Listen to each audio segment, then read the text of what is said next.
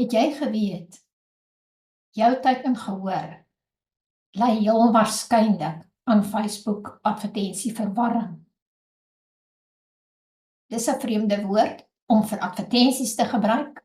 Ja, hoekom sê ek so? Want as jou teiken gehoor nie dadelik op jou advertensie kan sê, yes, dit is ek nie, dan lei hulle aan verwarring omdat jou boodskap vaag is.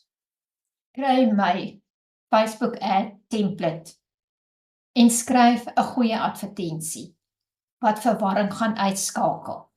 Want aan die een kant vra ek jou vragies en aan die ander kant skryf jy jou antwoorde. Dit is so maklik, prakties en effektief. Skakel die verwarring uit, kry die ads template nou, reageer met ads en ek deel dit met jou.